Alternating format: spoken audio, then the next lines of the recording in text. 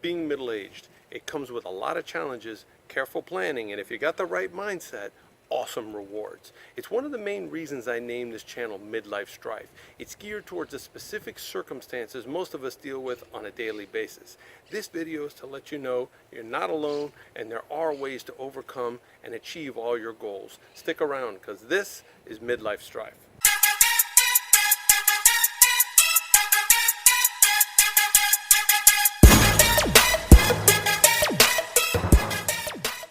All right, so first up is social life, or lack thereof. And I get it. Most of you don't have the energy to be going out. Most of you are too busy, and so are your friends. They're caught up with their houses, their wives, their children, their pets, and everything else, their careers, that they just don't have the energy. The mere thought of it is just kind of like, I'd rather just stay in bed. Doesn't mean that you shouldn't be doing it, though. Because what ends up happening is most of the people our age get caught up in this purgatory, if you will, where you're too young to be sitting in a rocking chair watching life go by, but you're also too old to be tearing up that South Beach nightclub until 8 a.m. with 3 of your buddies. So what do? Maybe you're also too old to be hitting that trendy millennial bar that they're all hitting. But it doesn't mean that you can't hit a happy hour, a local happy hour around the corner. It doesn't mean that you can't have a couple of friends over and have a couple of glasses of wine. It doesn't mean you can't take your wife out for dinner and go get some drinks. Over the last couple of years, I've probably been to about 4 or 5 concerts with my wife. We've gone to at least 4 or 5 sporting events, and sometimes we just go out to dinner and grab some drinks alone. You guys gotta have that time with your spouse. It's hugely important. Even if you don't do it every week, I get it. It's completely unrealistic to do it every week, but it doesn't mean you can't do it every 4 or 5 weeks. It's important you guys share that time together. It's also important that you hang out with your friends and you don't sever all social skills. So if you have your friends over and have a couple glasses of wine, or you go to a restaurant, even if once in a while you got to bring the kids, it's totally worth it. It's ideal for you guys to have the adult time and be able to do it. Get a sitter, head on out there and do it. You just have to modify some of the things that you're doing. Clearly you're going to be tired earlier and you're going to go to bed earlier, so that's why the happy hour is a perfect option. You head on out about 5 or 6 o'clock, you're done at 12:30. All those things I mentioned, the concerts, the sporting events, dinner and drinks, every time I've done that with my wife, I'm usually home by no later than 12:30. So it doesn't mean you can't do it, even when you have friends over and all that. You just got to modify, like I said, where you go so you don't stick out like a sore thumb. You got to start earlier and finish earlier, and you also got to modify what you're drinking. That's usually important. Gone are the days where you're doing your Mad Dog 2020 and your beer and cases of beer until you pass out. You need to probably switch over to the quality side versus the quantity side. Obviously, you guys have figured that out. So you're going to switch to that good red wine or that aged whiskey or something like that. You can socialize and relax and get to bed early, and it's still hugely important that you guys take care of that so you have some semblance of a social life. All right, so next up is fashion, or once again, the lack thereof. We enter another purgatory, if you will, because we want to kind of keep our finger on the pulse of what's trendy, but we also don't want to make it seem like we're trying to be 20. So what are we to do? If you try to throw on the pants and the shirt and the shoes and the haircut, you end up looking like, dude, this guy thinks he's trying to be 20 years old. So you don't want to do that, and you end up sticking out. If you end up saying, the hell with it, I don't really care what anybody thinks, then you end up looking like the old guy. You look 20 years older than what you should.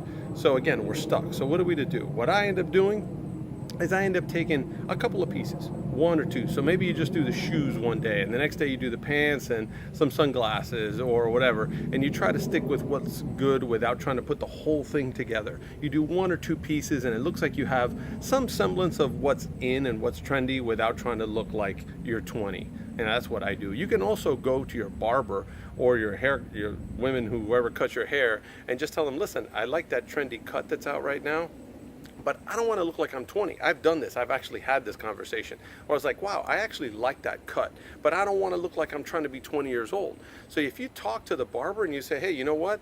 I like the cut. Is there a way you can kind of tone that down and buff it down a little bit so it doesn't look like it's super trendy? And you'd be amazed what these barbers can do, and these girls who cut hair and all that stuff.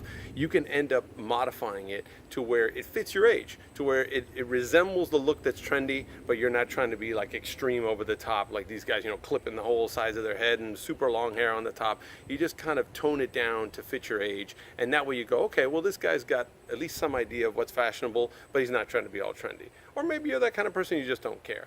I personally want to at least have a touch of what's going on because I want to look like I'm 20, 30 years older than what I should.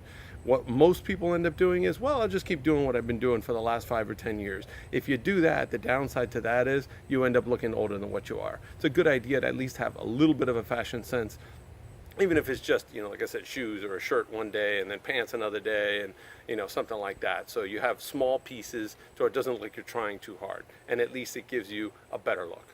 All right, next up is music. If you're like me, you sort of already have your genres planned out. You know what you're going to listen to. In my case, I listen to pretty much anything with the exception of country. So for those of you out there that love country, my apologies. I've tried listening to it many, many, many times. My brother and my sister are hardcore into country, tried, and I have given an honest chance to listen to it. It's just the one genre I kind of can't get into, but I got everything else on my phone. The only thing that all those genres have in common is they all are about 20 to 25 years old and older. Not all of it, but most of it is. And if you're like me and most of my friends, what they listen to is more of the older stuff. It doesn't mean that you can't listen to the new stuff. Now, the reason I think that is because probably about 90% of what's out there today, I think is just not very good. And I'm, trying to phrase that nicely. I just don't think it's very good. 5% of what's out there today, it's decent. It's actually not bad. And there's actually 5% of stuff that's pretty damn good if you give it a chance. So my message is, give it a shot, regardless of what the genre is, because I've been at work, I work with a lot of college students, and I've heard music in the background and go, man, that's actually pretty catchy. What is that? And I found out what it is, and I've downloaded stuff that's less than a year old. And, it doesn't happen very often, but if you have an open mind and you expand your horizons, there could be some cool music out there. Some of you guys are on, you listen to all the latest stuff. I personally don't. Most of my friends don't. They have their stuff selected already, and they stick with the classic stuff that's been around for a while. But if you give the new stuff a chance, it really keeps you kind of, keeping things fresh and all that kind of stuff. Very common is we've acquired all this wealth of knowledge over the years, right? And we're in that sweet spot.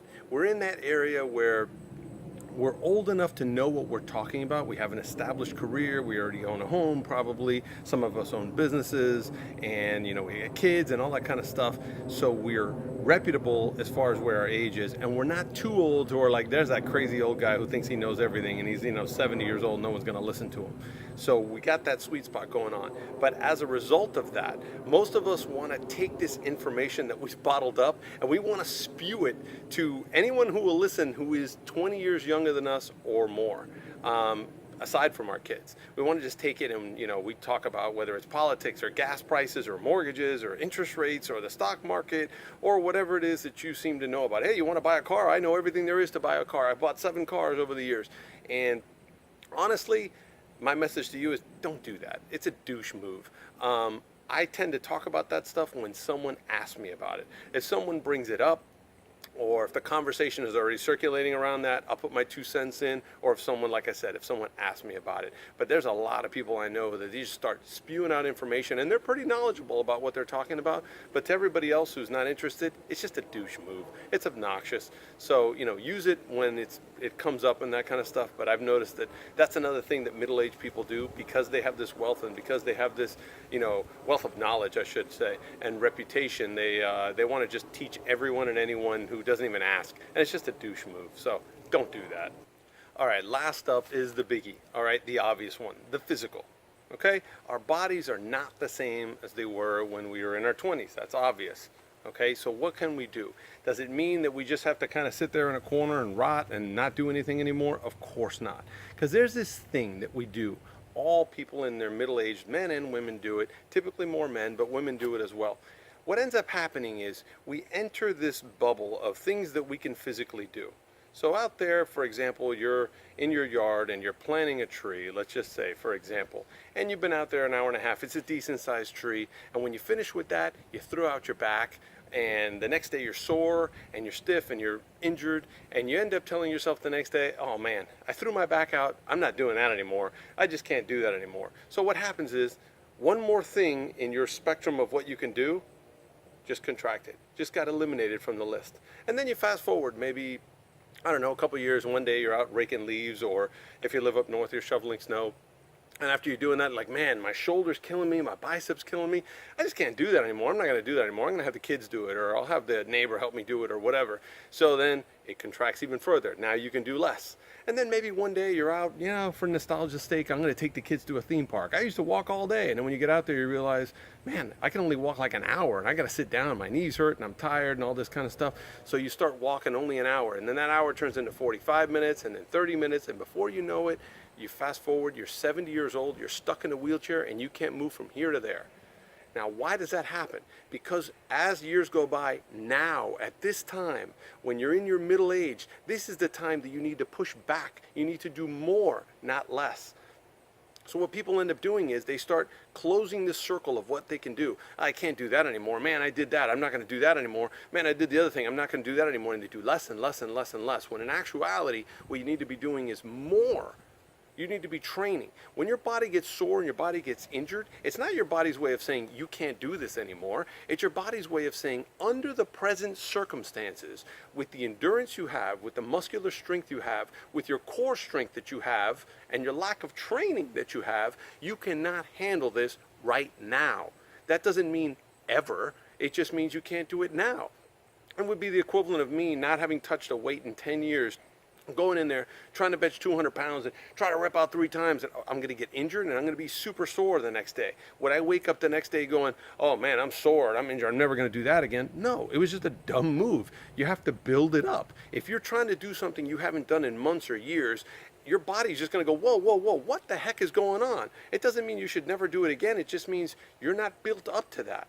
So you should start doing more. As you get older, you need to fight the aging process, which is why I started running. It's why I started doing jiu-jitsu. It's why I started pushing myself to do more. So I'm fighting the aging process as it comes, not less. As you get older and things start hurting and you start getting sore, you shouldn't be doing less and less and less, because you're going to fast forward and you're going to be that guy in the wheelchair or that woman in the wheelchair. If you start pushing back and running further and eating better, and training your core and working out and fighting that battle, you're going to notice you're going to prolong that. Will you live forever? Of course not. Are you going to be in tip-top shape? Of course not.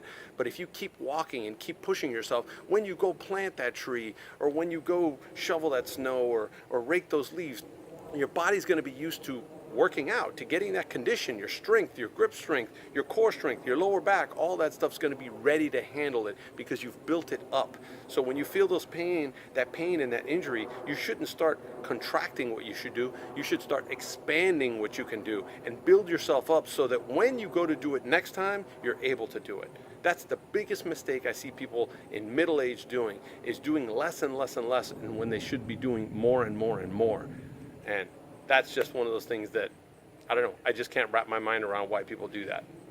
Anyway, those are my tips and observations I've noticed from being a middle-aged guy and talking to all my friends and all the people that I know that are my age. They all seem to have similar things. If there's any more you can think of that I didn't list, go ahead and put them down below. If you enjoyed the video, click the like button, click the subscribe button, and I hope to see you again soon.